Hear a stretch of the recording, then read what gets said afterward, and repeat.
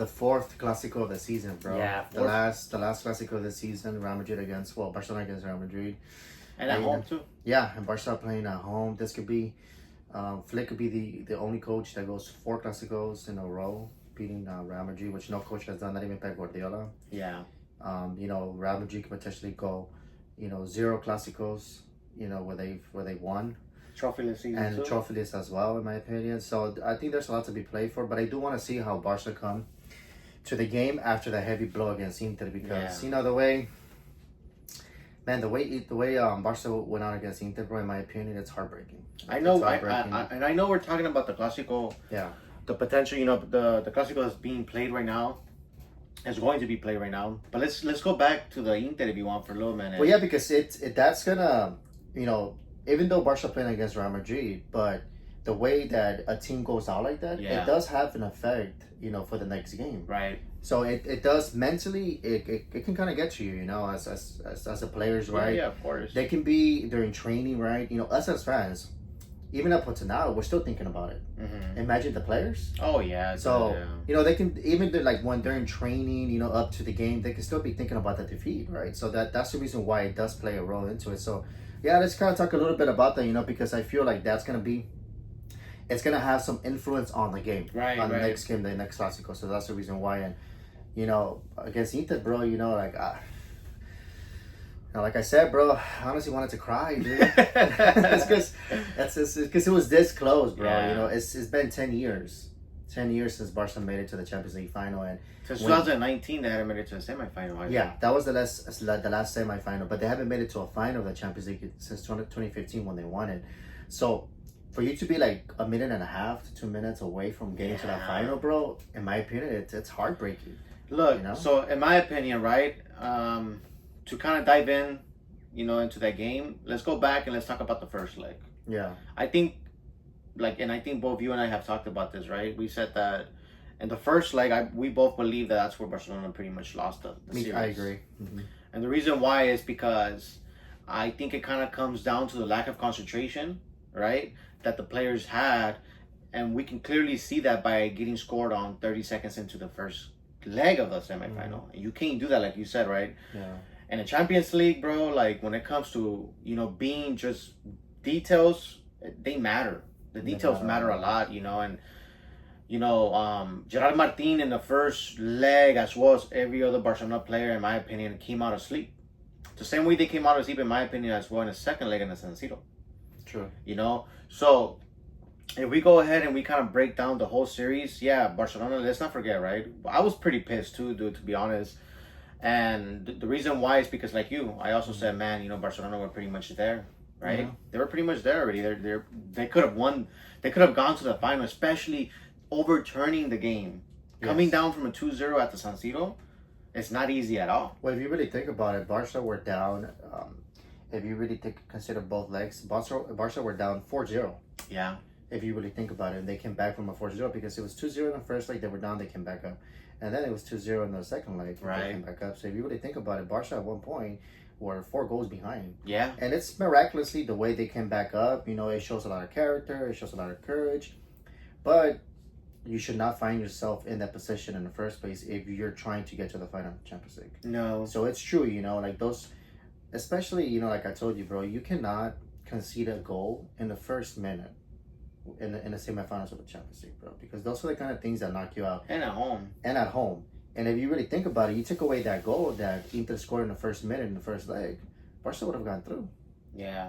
So, it's those little details, those little mistakes, are the ones that take you out. And unfortunately, Barca made more mistakes than Inter in the semifinals, in my opinion. Of course, because, I kind of also want to talk about real quick. I know how certain fans, they're kind of like... They're kind of using Araujo as a scapegoat. You get me? And I understand, even myself, I agree. I think that maybe he should have done a little bit better in terms of defending. But if we rewind, and again, right, let's not try to break down the game with certain mistakes. Let's look at the whole picture.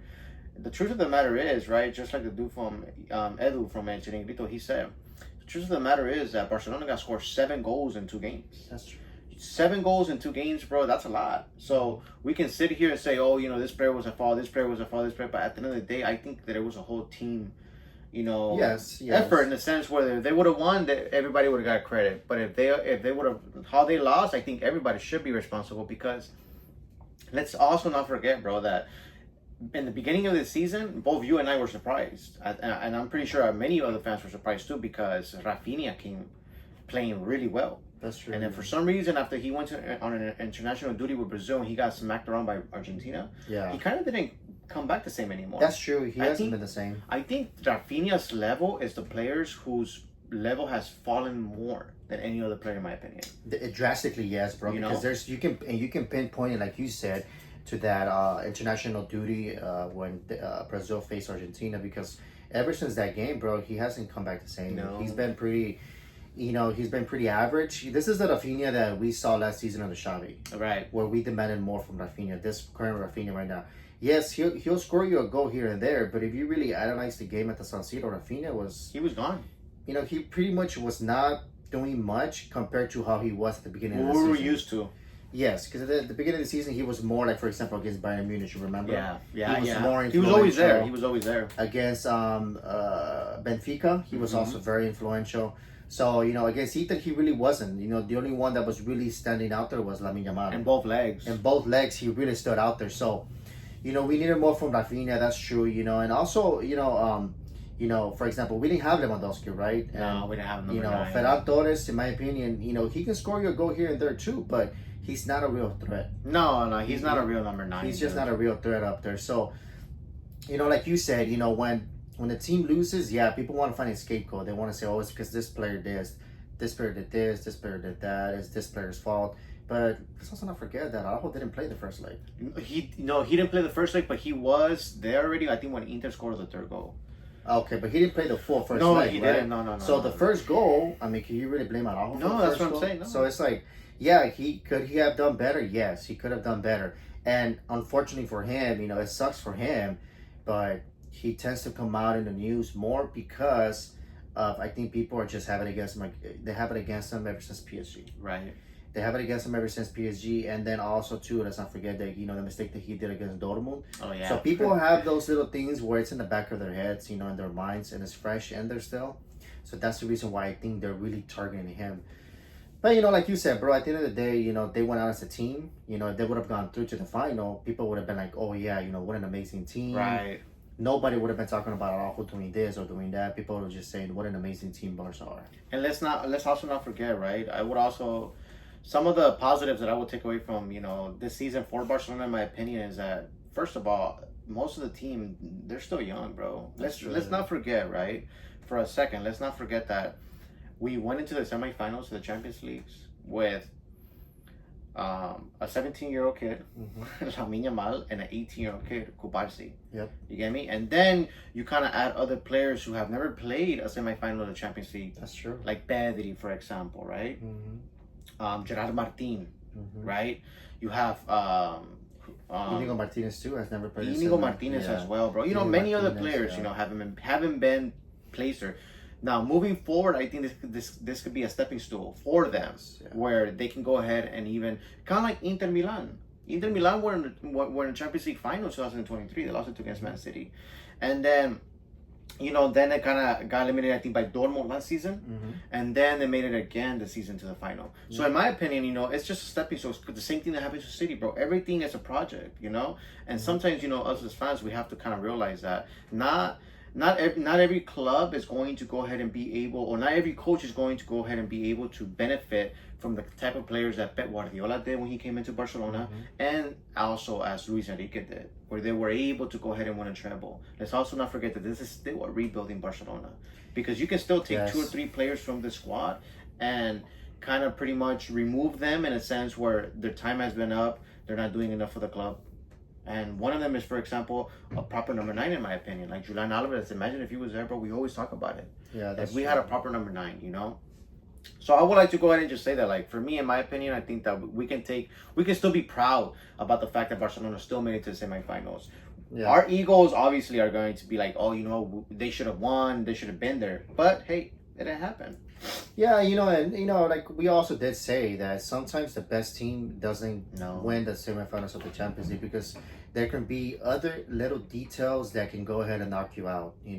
little mistakes, even refereeing mistakes, right? They can take you out of the semifinals of the Champions League. So the best teams don't always come out of the semifinals, in my opinion. Right. So we also have to take that into consideration. And also, too, at the beginning of the season, who was talking about Barca making it to the semifinals of the Champions League? Nobody was talking about that. So I think our expectations were very well more than met this season with Under Fleek. Yeah. Because if you would have told me... Both you and I, what did we say? Yes. If you would have... We said they should aim for at least the semifinals of the Champions League because Xavi got them to the quarterfinals, right? But if you would have told me at the beginning of the season, hey, guess what? You're going to face Real Madrid at the Bernabeu. And this is when Mbappe got there, right? Because everybody was just saying, oh, with Mbappe and Real Madrid are going to fly through everybody. Barca have zero chance when Mbappe joins Real Madrid. That's what everybody was saying, right? So if you would have told me, hey, when Mbappe joins Real Madrid, Barca are going to smack him 4-0 at the Bernabeu. They're going to smack him 5-2 in a Super Cup final.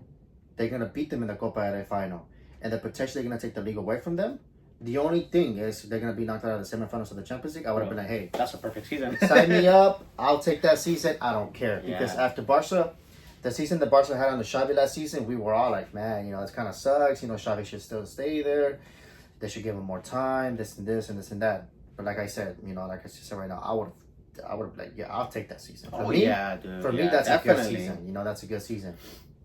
And with that being said, that leads up to this game right here. Right. That's why this game is... That's the reason why I had to talk about this game. Yes. Because it's still a leading factor of how the Barcelona players can go ahead and react to this upcoming Classico. And this upcoming Classico, which is another final, in my opinion. Right. It's another final against Real Madrid because I think in this game right here, even though there's still 3 games remaining, but if Barcelona lose, they'll just be 1 point behind Real Madrid. So it's still there's still a league race, in my opinion. So that's why this game coming up against Real Madrid is important. That's why I want to see how Barca go into that game, after this big blow in the semifinals of the Champions League. And if they're able to go ahead and go into this game focused and concentrate and play the way they've been playing, I believe that shows a lot of strength and character and mental strength from the team. Right, I agree with you. To be able to come back from that defeat, that heavy blow, and then put a good performance against Real Madrid, in my opinion, that shows that Barca as a team are mentally strong. Yeah, and you know what? I agree with you 100% because I believe that if Barcelona go ahead and play tomorrow, focus, determined, I feel like they can go ahead and beat Real Madrid. Yes. I feel that if Barcelona go ahead into that game kind of like, feeling like just down, like kind of like unmotivated, I feel like Real Madrid is going to beat them. Yeah, and like you said, there's a lot to be played for simply because... like you said, we potentially can have Madrid going trophies during the season. And at the end of the day, at this point, bro, I'd rather Barcelona win La Liga than Madrid win La Liga. Because if you put side by side the season after, we've always said, right? Yeah, the team is playing good this season. Yeah, the team was playing good. Yeah, the team had a new identity. But at the end of the day, the truth of the matter is the titles matter. Yes. Right? So if you look at the end of the season and you see, Barcelona just won a Copa del Rey and a Super Copa, but Real Madrid won La Liga, in my opinion, it's still Real Madrid having a better titles than Barcelona at the end of the season. Yes. So I'd rather for Barcelona to win a Liga and let alone win three cups from Madrid. Because like I said earlier, right? Let's not forget that if Barcelona win this Classico, it could potentially mean 80 to 90% over chance that the Liga title is over for Real Madrid, right? With that being said, right? I feel that, you go ahead and you make Madrid lose 3 cups to you. Super Copa, Copa del Rey, and La Liga. Because La Liga, they're competing for them. Yes. Madrid fans won't like that, but it's just the truth. Yeah, it's the truth. And, Barca can go 4 Classico wins in a row. Flick could be the first coach that does that. And then, like you said, Real Madrid will go this season without winning 1 Classico. Yeah. Which is a big deal. And then, not only that, but then, like you said, for Real Madrid, it's going to be bad because they lost 3 titles to their direct rivals, which is Barca. And not being able to beat them, let's say. And not being able to beat That's them. not really good. That's a horrible season. For Madrid, yeah. And then that also, kind of puts that kind of extra pressure on Barca too, because in my opinion, Real Madrid have been horrible this season. That's the truth. Yeah. I mean, Arsenal beat them 5-1. Overall, yeah. Overall. So... Real Madrid, and that one goal that Real Madrid scored was a gift. Let's not forget about that because people might just say like, oh, it's just Arsenal. No. Let's not forget that during the whole season, right? Super Copa, Madrid loses to Barcelona, right? And then you kick off the Champions League, right? Group stages. two important matches, in my opinion. Yeah. AC Milan beats them 3-0. 3-0. Liverpool beats them 2-0. 2-0, right? And then they still weren't able, throughout that little process, able to beat, let's not forget, Atletico de Madrid in the season, regular season, right? Derbies. Then you kick off to them losing to Arsenal, and then again before Arsenal losing to Barcelona again for the Copa. The only team that Real Madrid beat were City, but City have also been horrible this season. That was a horrible season. that tells you how horrible City have been this season. But so, with this game, it puts a little bit more pressure on Barca too, because in my opinion, bro, Barca cannot lose at home to this Real Madrid. No. This Real Madrid is horrible, bro. We're not talking about a good Real Madrid here. We're talking about a horrible Real Madrid. In terms of chemistry, we're not talking about individual play. We're talking about in terms of team play. As a team, Real Madrid have been horrible this season. So, and let's not forget too, bro, that Real Madrid are basically coming to this game without their main players in defense. Yeah, so they have a lot. So that's what I'm saying. Like, Barca, they need to go ahead and right here, I guess Real Madrid in this game, they need to show where they're at mentally. Are they able to overcome those obstacles? No, I agree with you. Learn from them and keep on going forward, or they're gonna let that defeat to Inter hold them back and basically not even show up to the Classico. So that's the reason why this game is important. And on top of that, you have many other things that we just talked about that are also on the line. So yeah, well, with all that being said, how do you see this Classico going, playing out? Because, of course, at the end of the day, it's still Classico, it's still good. Yeah, the Clásicos are always hard to predict, bro, because there's always Real Madrid and Barcelona, who are two top clubs, in my opinion, of course. And it's always hard to predict whether if it's a Champions League final, semifinal, even a quarterfinal when two top clubs meet, in my opinion. That's true. So let alone a Clásico, right? Let alone everything that's being played for this Clásico. So, in my opinion, right, I think that Barcelona lose this game if they want to lose the game. Yeah, I agree. Does it make sense? Like, it's up to them. It's up to Barca. Yeah, it's up to how Barca show up. So if Barcelona show up motivated, angry, wanting to take revenge against Madrid, I feel Barcelona wins the game. Yeah. Right? I feel that if Real Madrid open up for Barcelona, which in my opinion, I don't think Madrid are going to want to do that in the beginning. And the reason why I tell you that is because at the end of the day, I feel like Madrid are still going to want to go ahead and overall they'd rather take a draw than a loss. Yes. Because they'll still be able to be in a Liga race. With that being said, right, I think that if Barcelona, like I said, plays good, focused, determined, and are very well concentrated, motivated, because they have they shouldn't lack any motivation, in my opinion. I think Barcelona wins. Now, do they smack Madrid? I think they can. And I'm not saying this because we both said in the Copa del Rey final it was going to be a harder Clásico.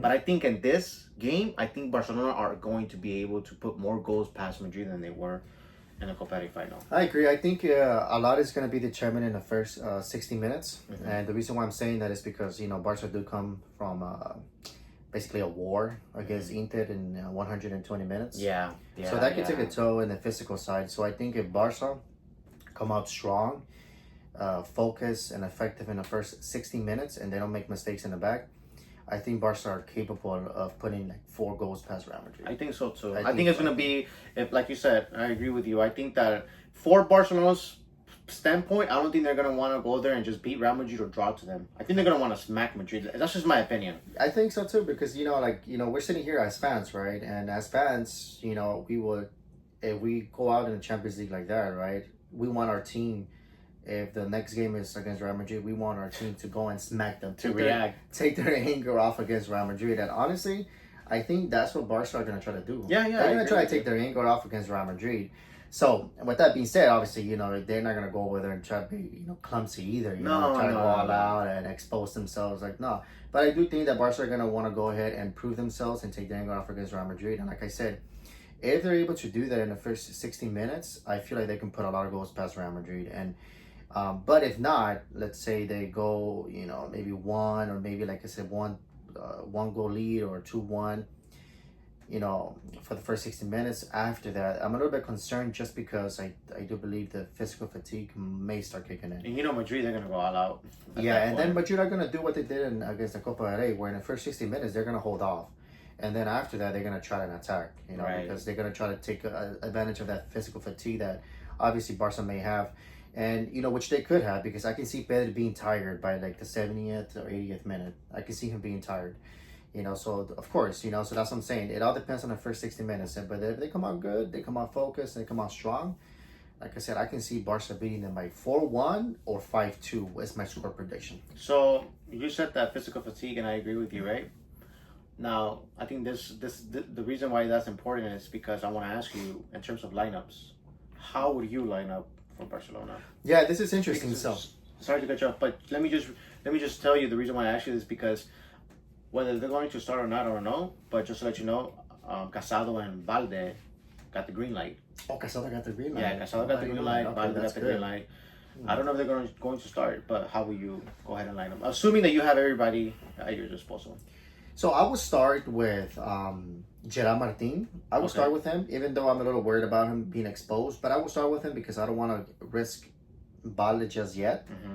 Obviously you don't want to. But if Balde is needed, I believe Balde should come in later on. Okay. So I will start Gerard Martin. I will start Inigo Martinez, Cubarsí. And then I will put as right back, I will put Araujo.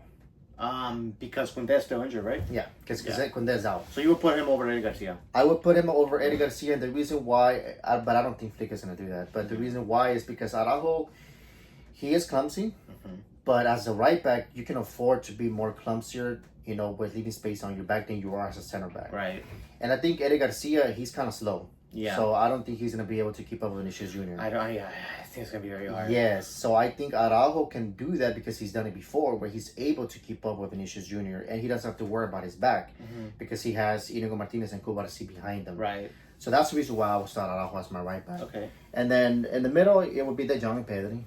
That would be my middle. And then, and as a cam, I don't know if I should start Olmo because I kind of feel like Olmo in the first half against Inter, he was slacking off. I think all the players were slacking off, bro. But it's because the thing about it is that as a cam, bro, you're in charge of creativity. You're in charge of building up a creativity, being in the final third, causing some threat or creating threat. So I don't know if I should start Gavi in this game, bro, against Real Madrid. I think I would. Okay. I will start Gavi because I like how Gavi plays against Real Madrid. Okay. That's the reason why I will start Gavi. And then I think if Olmo needs to come in, I will put in Olmo. Okay. But I'll start Gavi and then Lamine Yamal, Rafinha, and then on top I will start Lewandowski. I will not start Ferran Torres. Okay. In terms of my lineup, I think that I agree with you in terms of defense, right? I think I will go for Gerard Martin, of course. I'll go for Cubarsí, Inigo, and Araujo simply because Koundé is injured, right? And I agree with you 100%. I think a lot of people tend to forget that Araujo played really well as a right back for Xavi, right? And while doing so, I think he was able to stop Vinicius Jr.'s multiple times. Yeah. Also, I agree with you with the take that Eddie Garcia is slower. But let's not forget that Lamine Yamal sometimes doesn't track all the way back in defense. True. So that can expose Eddie Garcia and Vinicius Jr., in my opinion, like you said. He's fast and he's very good with the ball, right? And then you could potentially have Mbappé running free if he's able to escape from that right back. It's gonna be Heyman. Like it's gonna create a lot of chaos in my opinion. Yes, yeah. So I would also include Araujo. I think Araujo, he could be a little sloppy, but like you said, right? It kind of takes me back. I'm not comparing Araujo to Dani Alves, of course. I'm just saying that in my opinion, I remember where Dani Alves, in my opinion, was a sick, very, very, very sick right back. But there was times where he was dealing with a monster, in this case, Cristiano Ronaldo. And when Cristiano Ronaldo would beat him, right, there was always Piqué or Puyol to kind of come there and kind of help him out. So I think that because Inigo Martinez and Cubarsí are very well, like you could say, their timing is very good. Yeah. I feel like they're going to be able to kind of pick up Araujo's slack. Yes. Right? And then also with you, I also think that Pedri, De Jong should start. Casado, I wouldn't risk him as well, nor would I risk Balde. I think that I will also play Rafinha. I will play Olmo, to be honest. I think I will play with Olmo. The reason why is because I think Gavi and Fermin, they come better as subs. Right? Yeah, that's true. And I think that if in the time needed, I feel that Gavi can pressure Madrid as well as Fermin. They can put that pressure and for Madrid. And I don't think that Flick has been playing Gavi as a cam. He's been playing more of a defensive role. So he'll tend to substitute De Jong more for Gavi. Oh, okay. He'll put Fermin as a cam. So, and I don't really trust Fermin starting, in my opinion, bro, as a starter. So yes, I will put Olmo, and then I'll put Lamine Yamal, of course, and then on top of there, I'll put Lewandowski, bro. I think that Ferran Torres, in my opinion, yes, makes Barcelona move quicker, but I think in this sense, and we kind of missed that killer finishing against Inter, bro. We saw it where during this whole time that Lewandowski was injured, bro, in my opinion, this is just my opinion, I don't think that I was able to say, I don't miss Lewandowski. There was times where Ferran Torres, he was clear on goal, and he should have made certain goals, and he didn't. So in my opinion, we need that Lewandowski. Yeah, we're gonna need him against Real Madrid. So yeah, I think for those lineups, I think those are good lineups. So I just don't think that Flick is gonna go with Araujo as right back. I have a feeling he's gonna go with Eddie Garcia, and if he does go with Eddie Garcia, I am gonna be a little bit worried about that right side. I'm not gonna lie, because you have two fast players, Mbappe and Vinicius Junior, who transition a lot to that side. And then let's also not forget that the Marcos with Inter Milan, he was beating Eddie Garcia's back a lot. Let's not forget, right, that we can go, look, a lot of people can go ahead and break down the second leg of the Champions League, right, against Inter, but they're going to be like, oh, Barcelona played a really well game. No, they really didn't, bro. If we go back and we see how Barcelona played in the first half, including Eric Garcia and Gerard Martin, the two left and right backs, they were pretty bad, bro. Yeah. They were being exposed tremendously. Yeah, I think in the second half it was different, but that's because they had to go out. So they had to just basically go for the game, because otherwise they were being knocked out anyway. So they had to go for the game, which made them do something that they didn't do in the beginning of the game. So I think it's different, but yeah, as starting, Gerard Martin and Eddie Garcia, you do have the risk of exposing the defense a lot. Yeah. And then you're going to put more work on Inigo Martinez and Cubarsí. And let's also not forget that Inigo Martinez is not the fastest player either. No. So you in that essence, you have Inigo Martinez, Gerard Martin, and Eddie Garcia, who are not the fastest, dealing with two fast players. Yeah. And Mbappe and Vinicius Junior. So that's what I'm telling you, that I think Araujo should start as a right back, not as a center back, because as a center back I do feel like he's gonna make a lot of mistakes. Right. But then as the recovery as a center back is much more harder than as a right back. But as a right back, he can make mistakes because he has the other two that can cover for him. I agree with you. So that's the reason, and you have to deal with Vinicius Junior speed, and that's something that Xavi did very well. Xavi saw that, he recognized that, and I remember I told you this. I was saying maybe there's a reason why Xavi will put Araujo as a right back, because he will see that Araujo does tend to make clumsy mistakes as a center back in the box, and then he realized that you can afford to do that more as a right back than you could as a center back. Oh yeah, center back is a very, and that's when people, that's what people don't see, maybe sometimes we see it, but people don't see, they just say, oh, Xavi was crap, he was a bad coach. No, there's reasons why he did what he did. There's a reason why he decided to go with Araujo as a right back and Koundé as a center back sometimes. Yeah. Because he probably saw that maybe Araujo would make more mistakes than Koundé, and he would try to compensate. Throw him on the right side, you can make some mistakes, and we can recover from that. We can go ahead and sit here and talk about Xavi, bro, but we know that that'll be a whole different video. Yeah, well, we have a really well opinion about Xavi. We do. Yeah, we do. But, for now, I think we can just finish it here and just Barcelona wins. Yeah, I said Barca win, bro. Like I said, a lot has to do with in the first 60 minutes. Yeah. I feel like if Barca come out strong in the first 60 minutes, I feel like they can put 4 goals past Real Madrid, but they have to be effective. And that's the reason why we need Lewandowski up at number 9. They have to be effective. They have to score their goals. And if that's the case, if they come out strong in the first 60 minutes, I can see a win, like I said, 4-1 or 5-2. Now, if they don't score enough goals in the first 60 minutes, it can complicate themselves. I think it can get complicated for Barca, because fatigue is going to start kicking in, and it could be a much more harder game from there. So let's see what happens. What about your score prediction? What do you think? What do you think is going to be the score? I think scoreboard is always hard. I do think it's going to be an open game, and I wouldn't be surprised if Barcelona go ahead and put a lot past Madrid. Yeah. But I'm very curious to see this Classico, dude. I'm kind of excited, to be honest. Smash? We're going to smash, brother. Smash? We're going to smash, brother. So let's see what happens, dude. I guess we'll see. Brother, don't worry. Smash. Don't show up, brother. 6 months forget, brother. 6 months.